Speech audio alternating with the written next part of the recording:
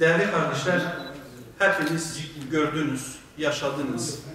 Hakkal yakin işin içerisinde bulundunuz. Ve şu hakikat ortadadır ki yapılan ciddi bir kalkışmaydı. Yapılan bir prova değil. Gerçek manada bazı şeyleri hedefleyen ve hakikaten eğer o gün sizin gibi değerli kardeşlerin kahramanca direnişi olmamış olsaydı ve kral çıplak diyebilen bir topluluk bu insanlar içerisinde çıkmamış olsaydı belki şu an şartlar çok daha vahim, olaylar daha tırmanmış bir halde ve dedikleri gibi Kobani'ye dönüştürme emelleri vardı. Kesinlikle bu sihri siz bozdunuz. Değerli kardeşlerimiz, kahraman kardeşlerimiz bu sihri bozdu. Ve bu münasebetle İslam'ın izzetini muhafaza etmeniz hasebiyle İslam adına, Kur'an adına sırf Allah rızasını gözeterek direnmeniz adına hepinizi tebrik ediyorum. Gazanız mübarek olsun. Bunda zerre kadar şüphem yok ki Bedir eshabı, Uhud eshabı, eshabından gerek yaralı ve gerek yarasız kurtulup kendi kavmine dönen insanlar ne kadar mübarek ise siz değerli kardeşlerim de bu şekilde mübareksiniz. Hepinizin pazularından öperim. Allah-u Teala azim ve gayretimizi kendisi için kabul buyursun. Değerli kardeşler, yani hepiniz şahit oldunuz, gördünüz. Bu proje sadece yerel bir proje değil. Sadece yerel aktörlerin kafasının içerisinde geçenler değil. Bu projenin mimarları uluslararası derin güçlerdi.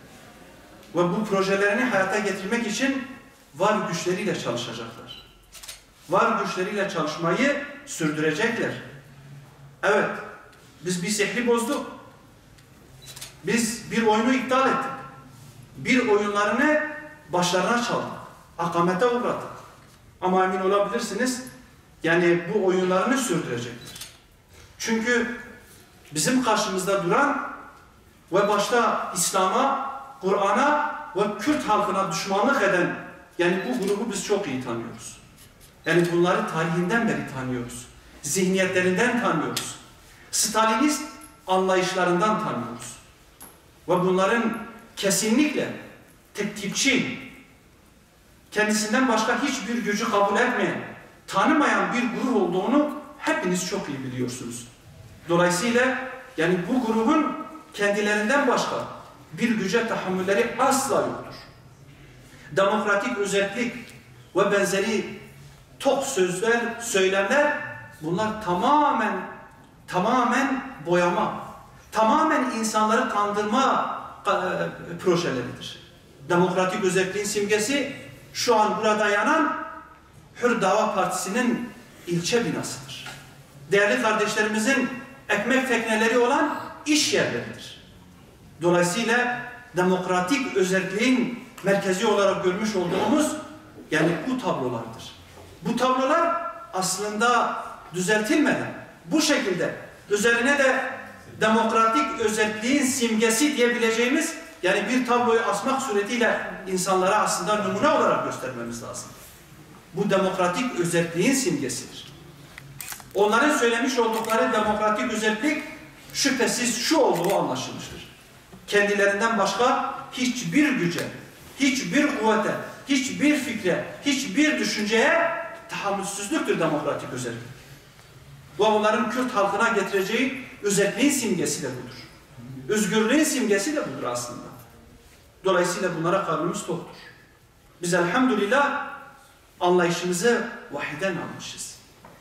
Allah Celle Celaluhu'nun salih peygamberlerinin vasıtasıyla bize göndermiş olduğu öğretilerden almışız.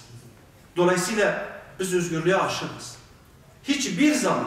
Hiçbir zaman zillete boyun eğmemişiz ve eğmeyeceğiz Allah'ın izniyle. Kurban günlerinde İsmailvari olarak boynumuzu Allah'ın ipine uzatabilir. Vahiy bıçağına uzatabiliriz. Ama hiçbir zaman boynumuzu zillete uzatmayız. Hz. İsmail'in kurban edilme teşebbüsü gibi bir teşebbüsle elhamdülillah Bilallerimizi, Riyadlarımızı, salihlerimizi ve değerli kardeşlerimizi, Hüseyinlerimizi yani feda verdik. Feda veriyoruz. Etmeye devam ediyoruz. Ve bu tablo devam edecek. Yani kesinlikle bu şehitlerin ilk kervanı ve son kervanı da olmayacak. Ama zulüm var oldukça, baskı var oldukça, diktatörlük var oldukça Allah'ın izniyle bunlara karşı direnen aziz güçler de var olacak. Özgürlük aşığı olan güçler de var olacak.